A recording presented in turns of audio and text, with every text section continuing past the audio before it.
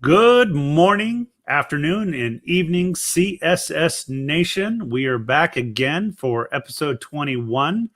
I have my co-host Pernell Husband and myself, Harry Mullen. How you doing, Pernell? I'm doing very well, Harry. How are you today? Excellent as always. And Awesome. just a quick reminder to everybody, please be sure to hit the like button, subscribe to our channel here, and share if you like it. Now, I'm going to go into, we've been doing some past episodes. We talked about AAMI standards. We did a manager's corner before, and we're bringing that back again today. So today, this episode is Manager's Corner, and we have a special guest that we're bringing on. I had seen her post on LinkedIn talking about we, and it was a list of items that we as sterile processing do that a lot of people aren't aware of. And so what I'm going to do is introduce her right now. Her name is Randalyn Walters. She's currently a system sterilization program manager working on education and compliance for Periop. She deals with high-level disinfection and sterile processing. She currently holds her CRCST, her CIS, CHL, and CER certification, along with bloodborne pathogen as a trainer. And she has over 11 years of experience with process improvement within the sterile processing area and dealing with senior clinical education within the industry. And she is also on the advisory group board with Beyond Clean. She is a subject matter expert with ISHM, as well as an AAMI member, and is also a published writer with AAMI and ISHM and Healthcare Purchasing News. And so in her 11 plus years, she's been a technician, a scrub tech, OB tech, SPD educator, and a sterile processing manager. And without further ado, I would like to bring on to the show Randalyn Walters. How you doing, Randalyn? Great. How are you all doing? Excellent. Pernell? Doing really well. Doing very well. Thank you, Randall. Great. Welcome. Thank you. Thank you for the invite and having me on the show. I'm very excited. This is great. Well, we're really excited to have you here as well. Again, going into the article or the post that you put in about we as sterile processing technicians, can you go over just cover a couple of the bullet points that if you can remember? Sure. No, you're not. I don't have it in front of me either, but it was just it's right there because it's a thought process of every day. Basically the unknown coming into sterile processing, and the ISHM has been focusing lately on we are sterile processing. It's that same mentality, but we don't know what we're going to walk into every day. We need to work together as a team.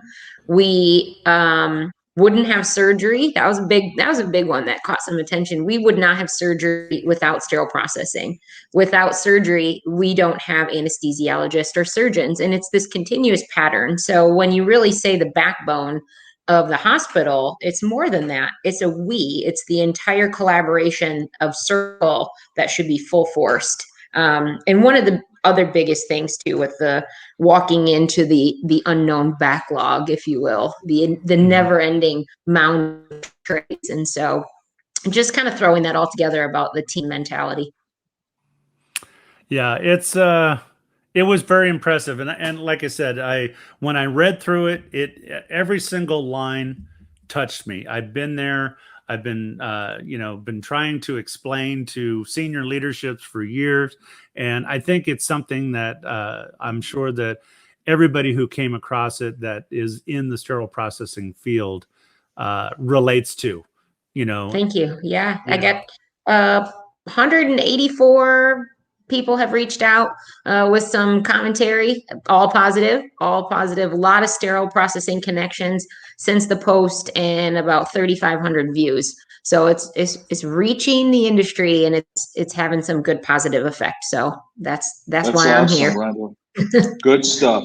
Listen, Yeah. So all journeys start somewhere. And CSS Nation would love to know how did your journey towards sterile processing begin? What's the backstory? Try to scrunch it down into a nutshell, because there's a wide variety of experience there, but didn't know I was going to go into healthcare. Started as a certified nurse assistant and did the nursing assistant program. The CNA program had some openings. Once upon a time, I just graduated high school, and so did the nursing assistant at a nursing home, and that really touched me. The patients, just working in that environment, seeing the need for patient advocates. And so I felt, oh, this is great, but I didn't want to go nursing. And I knew I wanted to do something else. I wasn't really sure what it was. So I went and toured at some local hospitals. My aunt worked at one. She's in mammography. She has been for 30 plus years. And so I thought, okay, that way, radiology or x-ray pathway. So went and applied, got in to that program. And unfortunately, there was a never-ending wait list at the time. So I waited my turn. I worked full time. I did some volunteer work. I did all kinds of things to kind of dabble around. And I waited 2 years, was a wait list for that. And when it came my turn, they pulled my application, and I went and sat down with the counselor, and they lost my application. So I lost my place in line. So I thought, all right, this is my opportunity to pick and choose. Let's change it up. So I went and toured another facility, and I begged and begged. We weren't supposed to see the operating room, but I was, kind of made some connections, and I got to see the OR, and that was the game changer. So I said that I want to be involved with this technical, intricate something. What can I do? So I applied for the Surg Tech program, got in, graduated with an associate's degree for surgical technology, started on that pathway. But during the program, the hospital that we were doing our clinical hours at needed help in sterile processing. They were in need, as many. And so I was doing per diem. I was doing as needed, PRN, whatever you call it now, as needed. But I was trying to pick up as many hours as I could and learn everything that I could. I actually was folding towels in linen in a closet, and delinting and just wrapping reusable gowns and towels at the time, and was like, holy cow, this is pretty amazing. I didn't know this existed. So I worked as a scrub tech, OB tech, labor and delivery tech, but always worked in sterile processing at the same time. And that was my gateway to SPD. And I've been with it ever since, over 10 years, and have not gone back to scrubbing, but I've fulfilled multiple different roles in peri-op across the board. But I'm sticking with it. So I love that I found it, and this is where my passion is. That is awesome. Yeah, it is absolutely great. So now I do know that in your post you had stated we don't really want to have the backlog that we do. Right. So can you go into a little bit more detail about what backlog? First of all, what does it mean to you? Yeah. And what does it take in order to fix the backlog situation in your experience? So backlog, really, as a definition, it can be we cannot produce enough, or we cannot produce what is being used at that consistent speed. Too many things are being opened, or the operating room is using more things, or there's more things being utilized than we can produce, or at that equal speed.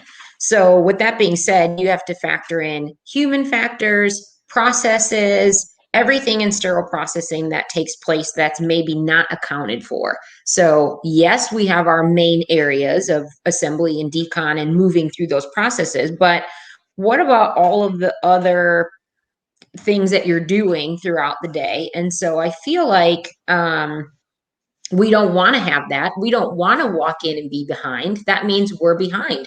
We can't keep up. We're trying, but seeing the mound of trays when you come in, no matter what you tell your technician, is going to interfere with their ability to focus or the morale, because they know right off the bat they're behind. And then you go into this conversation of, oh, well, quality over quantity.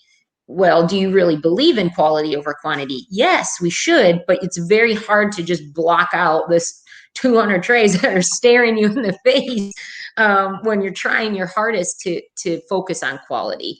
So it's important. It's important to recognize that it does make SPD technicians feel a certain way, not just the manager. It affects everyone in that department.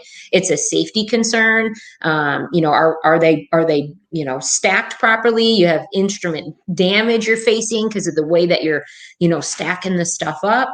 And so I like to think about it in a perspective of throughput. If we have for example, like I pull our numbers currently and I run reports to look at what's our throughput. If we pull 2,000 cases, that's something that case carts we've done in a month, 2,500 in a month. And then you look at our decontam numbers that come through. We have 24,000 trays that come through in decontam in a month. We have 48 staff members at the time. So do the calculations. How can 48 people, even though it's a 24/7 process, how can you really expect us to produce that? There's the unreliability of the equipment, the things that happen that we have no control over.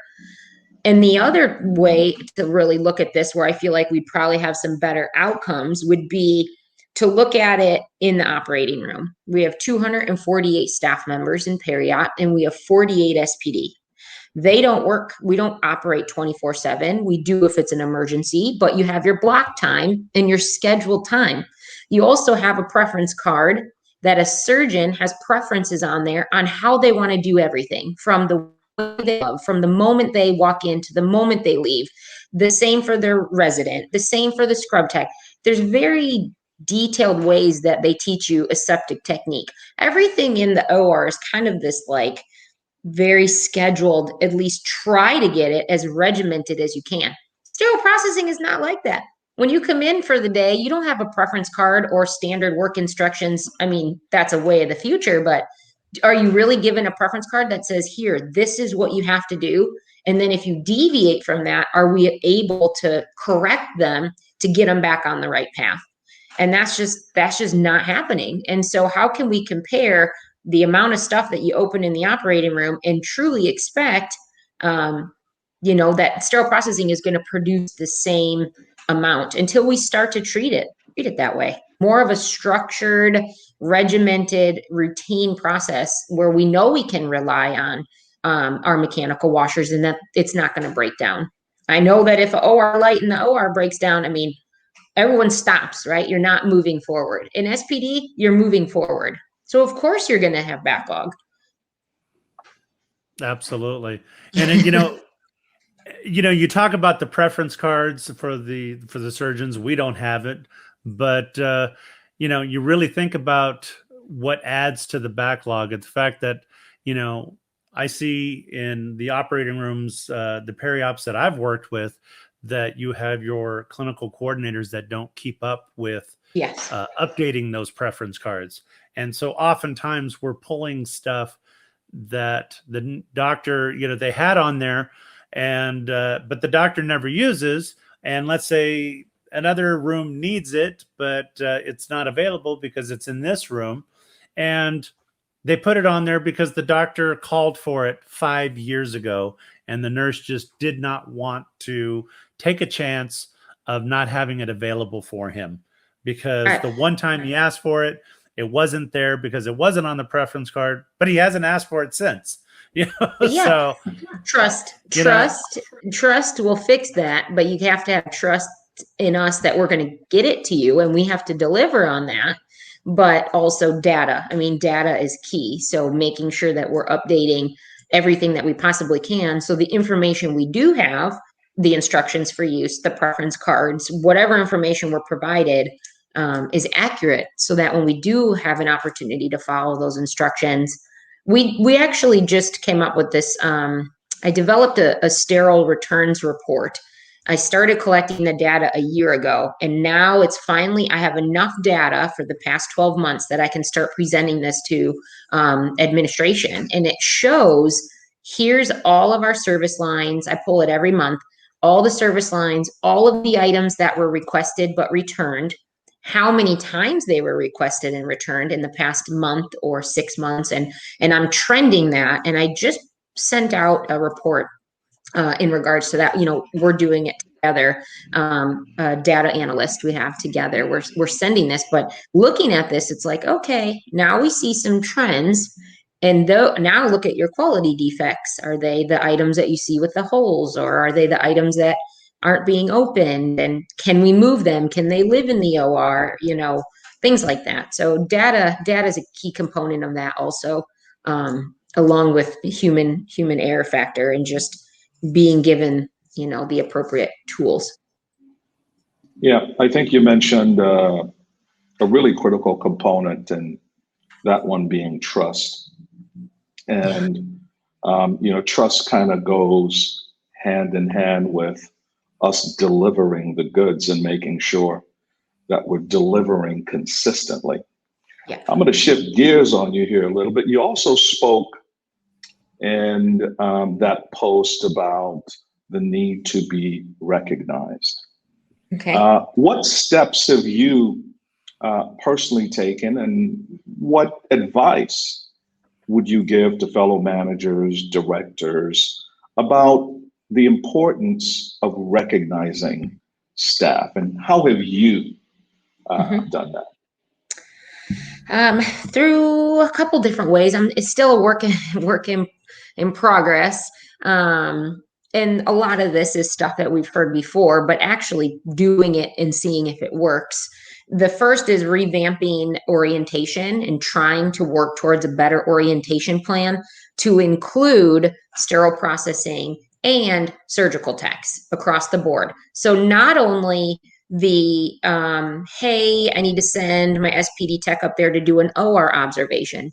Yeah, we want you to observe the case, but we want more than that. So what I would like to do, and I'm trying to work on a plan for this, is a true buddy system.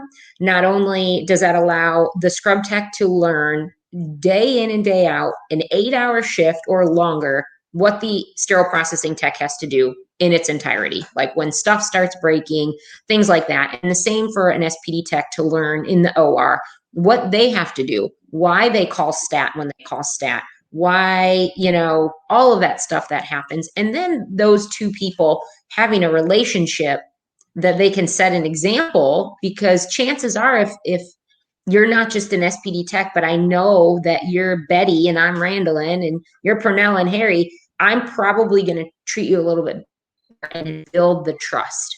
So that in itself will start to recognize sterile processing for what we do on a day-to-day basis. And then partnering with surgeons and chairs and inviting, we have a surgeon that is always reaching out and asking for me to send staff up to their room, and they want to teach and they want to talk about what it is to do surgery and all of that. And now that surgeon's going to start coming down regularly, not just to say hi, but actually during the in-services, during the education, to speak to how those instruments are used and why it's important. So really finding your advocates outside of the department is huge.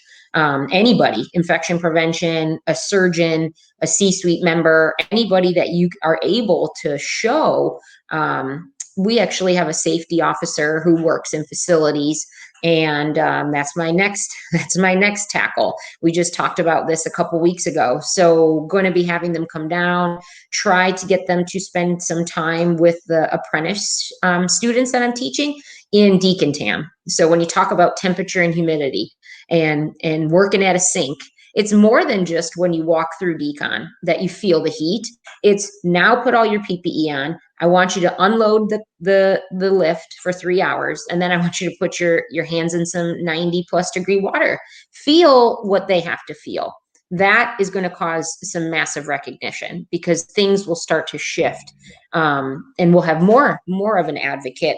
And then lastly, just getting the word out. I send education memos out, weekly, monthly. I'm working with marketing right now on a poster campaign. So I started making SPD posters. I have them all over the, hospital. I have them in the department. Now the physician network is starting to use my posters from some are decon, like PPE posters, and it says SPD heroes, and some of them are all about pre-enzymatic treatment and the importance of pre-cleaning, but it's got our little logo on it. And I put a different picture on there, every time. I take pictures of our department and have volunteers, SPD techs that want to come and take their picture and add a fun little graphic design and post it somewhere. Get it out in the Intercom magazine. Get it out there. Share it with somebody, because you never know who you're going to catch. So I think through continuous education, not being afraid to speak up,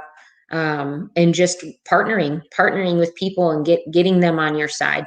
I mean, anybody, it really helps. I love the idea of focusing on orientation and where it begins, because that sort of sets the tone. Yeah. You're coming into this organization and we've made this a priority. We want you to come down. We want you to see what's going on so that it clicks right away. So I really love that, and bringing folks into the department from different disciplines that have an impact on the work that we do. Awesome. Even just the touring, that's another thing we started doing. I do tours of the department. We do our students from the college, and there's another one. We do our fellowship. So we have 4 of our fellowship students. They just came. They spent 3, 4, it was supposed to be an hour. They were with me for like 4.5 hours, because I got them all suited up, and I took a bunch of pictures. I made them hold the instruments and go through things. So that in itself helped, because they go back to their school, they go back out to the practices, and they communicate. So those tours have really been a great focus area. And then the partners program is another one we do for high school students. And our last partners program, we had about, I think, 38 in one day. So I go for 2 hours and set up, 2 long tables, and I do about 6 different demos. They get to touch the stuff and this and that, and all of them at the end, you ask them, have you ever heard of this? They said, we had no idea. And these are high school students, so you're able to inform them before they're making their career long decisions. So that kind of shows me that, I mean, in what you're describing does go a long way in order to recognize the industry as a whole. Like you said, you're talking to fellows, you're talking to high school students, about the possibility. They get to see, they get to touch.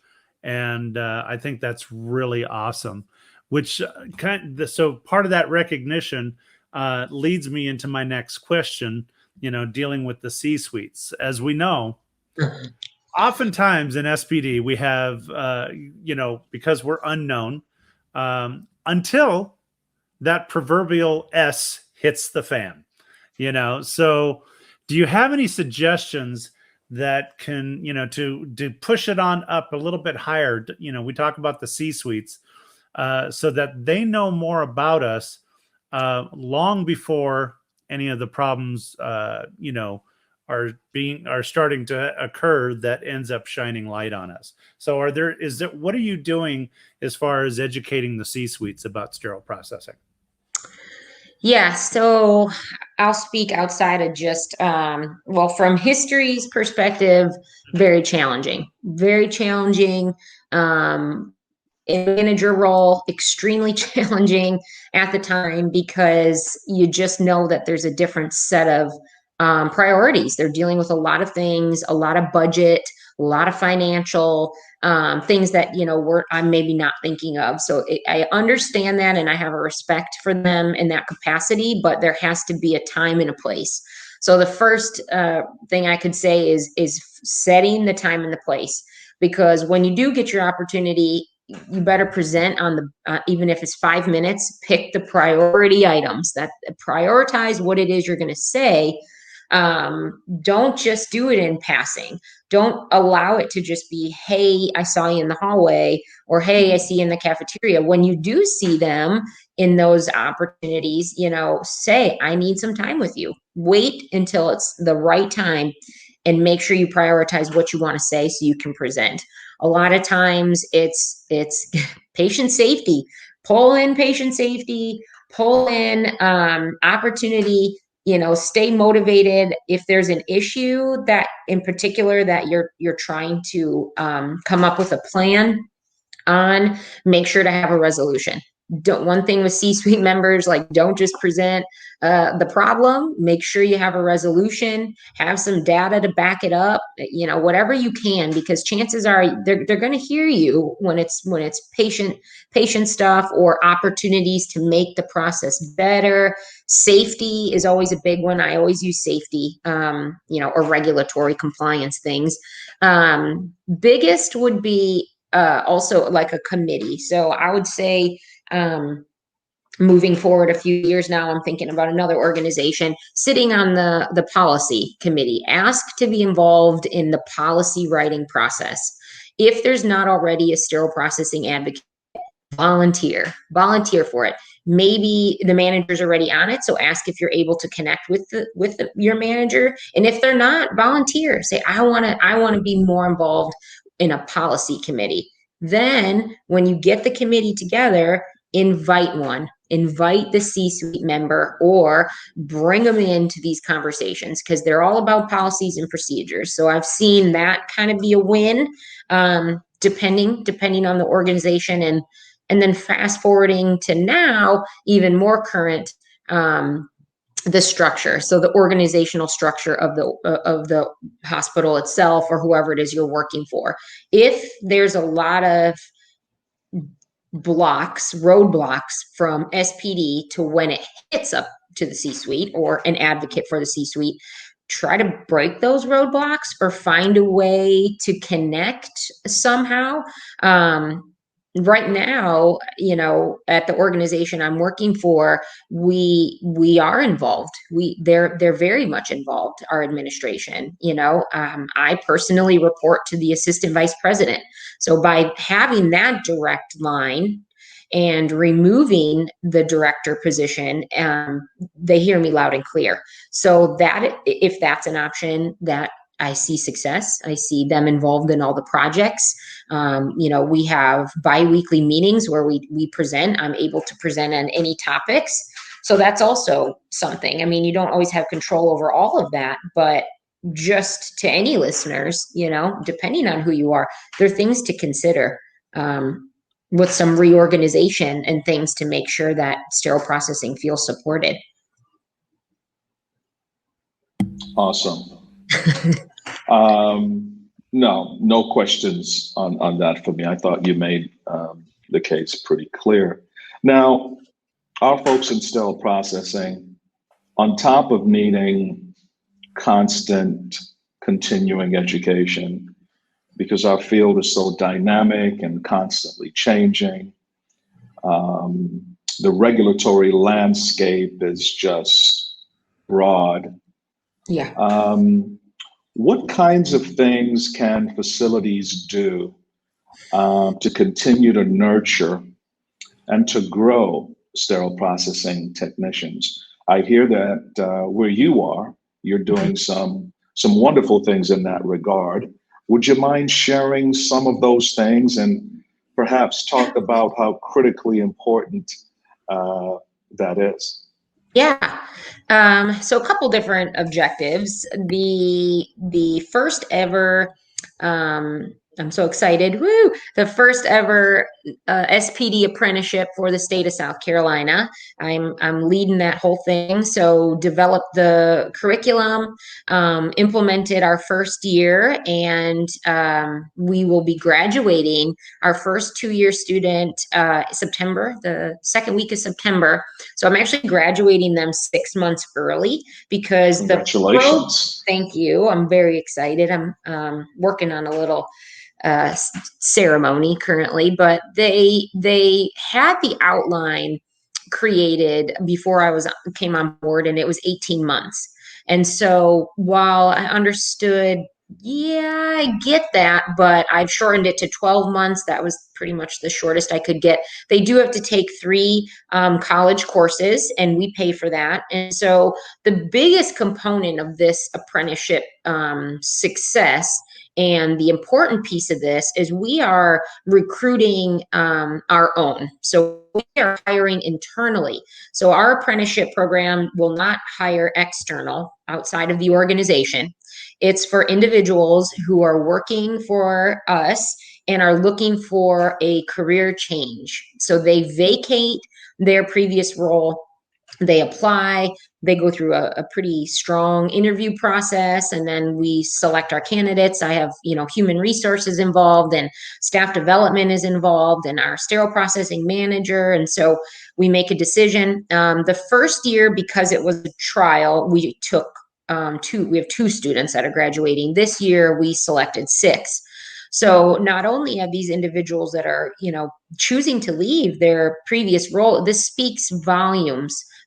Some of them it can be anything in the organization. So I see applicants from office business associates to nurse techs to nutrition, dietary professionals all across the board. So it's really great because they're making that choice. They decide, and then they go through the 1 year with me. They take 3 college courses, and then they're a certified tech at the end of the year. So I'm currently, I have my next group now. I do everything from in classroom sessions with me. I do lunch and learns. I do hands-on training in the department. I don't know if you saw, I had a post up there a couple months ago. I created in a classroom. We didn't have a working space, which was a huge barrier. We need something, and that's not just for the apprenticeship. I felt strongly that the department needed education also. So if we're going to be giving it to some newcomers, we gotta do it across the board for all of our tenured staff. So I do mandatory learnings. They can come out of the department. I'm really trying to shift the historic way of doing in-services. Either everybody gathers at huddle and you cram as much information into their brain. When night shift's coming off their shift, they want to go to sleep. Half of them just got there. The brains aren't ready for this overload of information. So now I'm doing them midday. I do 10 a.m., I do noon, I do 1, and I do 4 p.m. And then I do 1 5 a.m. session for the night crew. If they want, they can let me know if they want something else. They just have to reach out. I do a sign-up sheet, and they get to come into the classroom. I only take 6 people. 6 is the max that I'll take. So I've just finished it was decon. We did decontamination, 3-sink method, the importance of proper brush technique, and chemistries and enzymatics. What are they? And so we just completed that. I mean, I had 2 whiteboards filled with information that they're sharing. They're openly discussing, hey, we feel this way, or, oh, I didn't know this about this. So by setting a really interactive kind of SPD safe zone in this room, they're much more involved. They're much more focused, and they're comfortable, and they're building trust with the individuals that are with them. They're feeling confident in sharing, like, hey, I don't like those new brushes we got. They don't work. Let's try something else. So I keep a running list of all the information that's collected. And then I ask them, are you comfortable with me sharing this with the manager or not? Is this something that you would like me to address? Some of them they'll erase some of the stuff off the board, and we just use that as a little, opportunity. And then the priority items, I make a list, and I collaborate with the manager to say, hey, this is how they're feeling. This is the things, and we're making progress. We just ordered Da Vinci racks for the washers. Just some really awesome feedback from them. And I send an anonymous survey out too, 2 days later, where they're able to provide me feedback. Hey, did you feel like this was useful?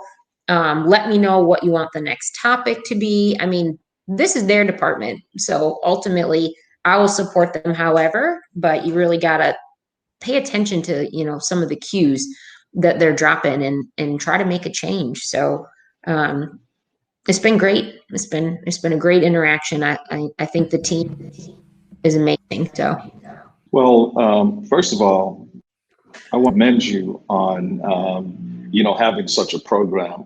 I'm sure these technicians who now have their own space can see that their education is being prioritized.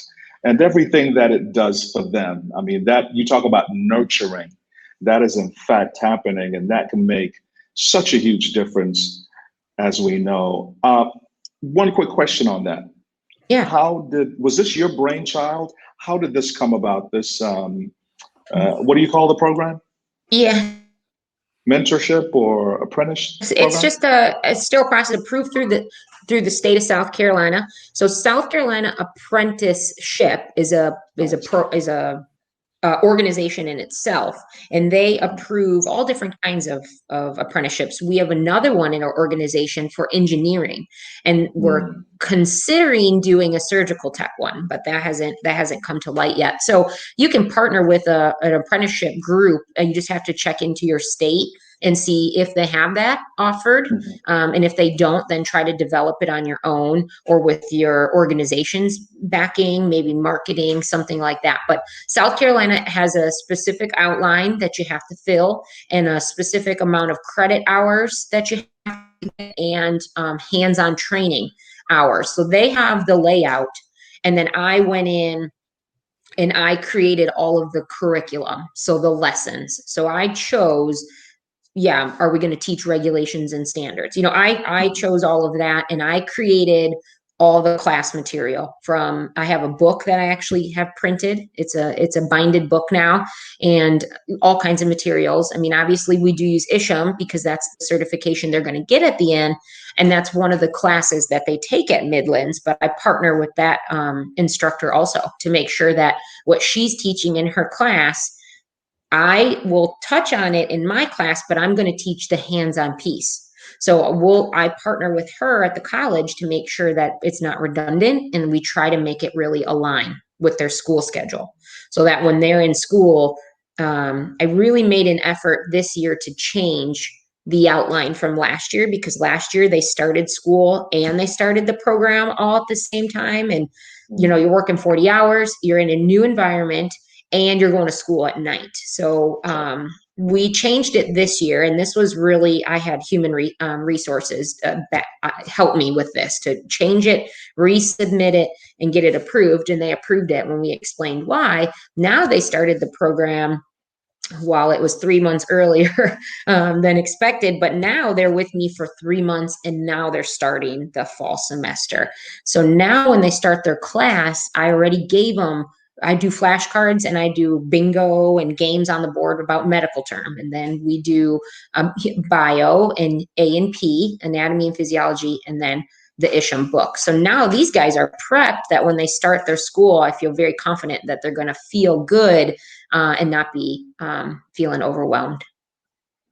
What a wonderful opportunity for them. Mr. H. Well, you know what I always try to do, and when Pernell and I went into business together, because we have our educational program here in California, the main goal was to change the culture within sterile processing. And because what we find here in California sometimes is this sense of entitlement, and people are focused on themselves and not necessarily focused on the industry or focused on the primary thing, patient care, the quality outcomes for patient care.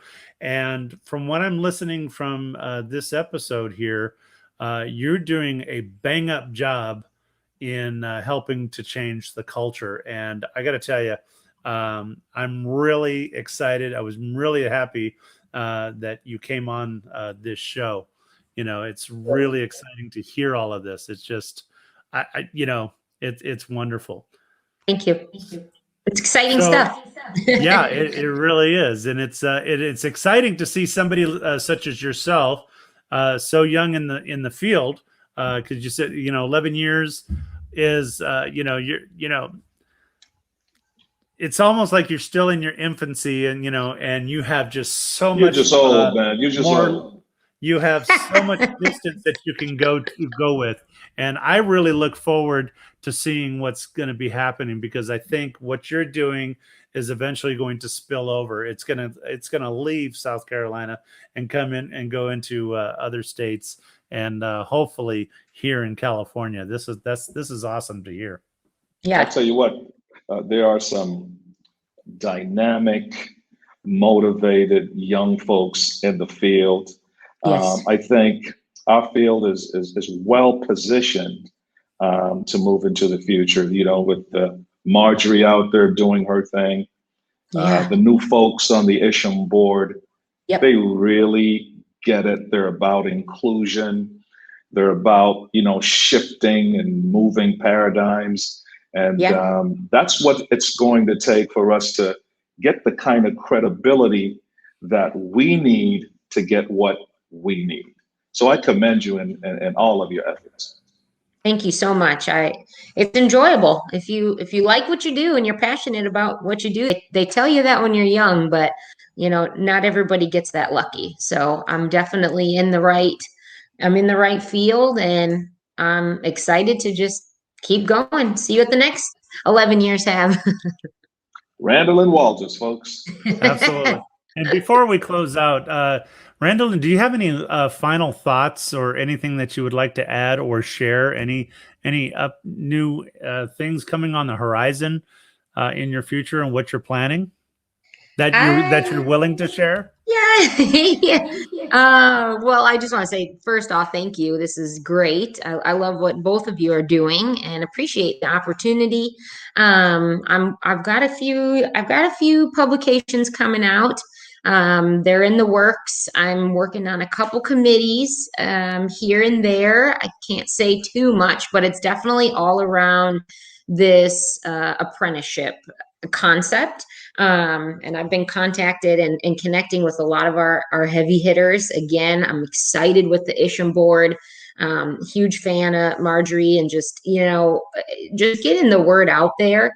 And not even that. I know LinkedIn is such a big platform right now, professionally, and sterile processing is kind of gravitated because there's not too much out there, from that perspective of open communication, maybe a blog, or maybe some type of safe zone, to communicate in. And so definitely working on a lot of things, super excited. I love being here. I love sterile processing, and kudos and cheers to everybody out there.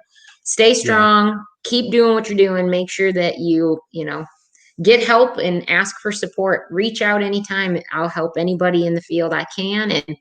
And you know, keep doing what you're doing. Randalyn, whenever you want to break some news, whenever you want to, you know, get some stuff out there, CSS Nation is strong. We're with you, and you have an open and a standing invitation here.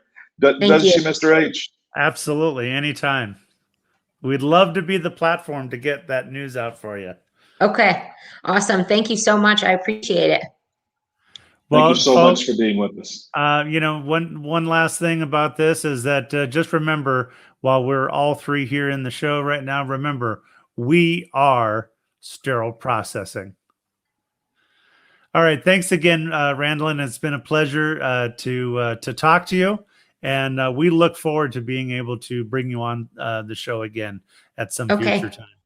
Thank you so much. Thank you.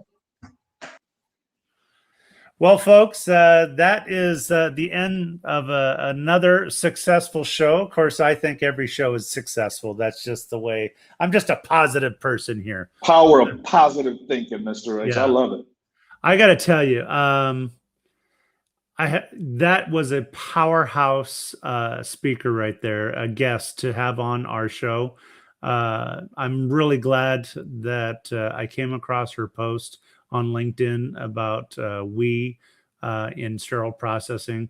And I highly recommend that you all look for Randalyn on LinkedIn to find that post. It really, I think, will touch you. Again, keep open and aware of things that are coming up. Remember to join us if you're listening to us and you're not currently a member of the Facebook group CSS Nation. We highly suggest that you come to us and join so you can hear these dynamic individuals in our industry. I'm telling you, Pernell, to hear somebody, you know, and I'm, you know, because I'm old. You see the gray, I see your gray and stuff like that. And to know that This we is have on purpose, man. This is Yeah. on purpose. Don't you try to mix me in. But to know that we have somebody like Randalyn out there that's bringing up you know, coming up behind us, because, you know, you know, as it happens, we have individuals like such as ourselves that we eventually reach retirement, and it's really good to know that our industry is in great hands, not good hands, great hands.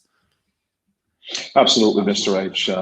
There's some dynamic people out there who have a passion for this art and science where we make our livelihoods.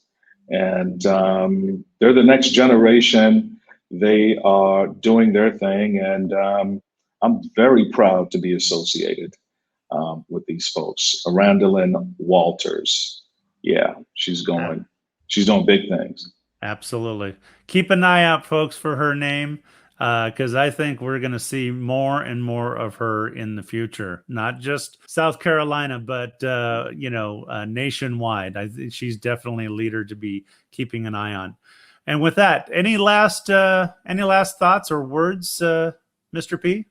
Absolutely. We'll be back.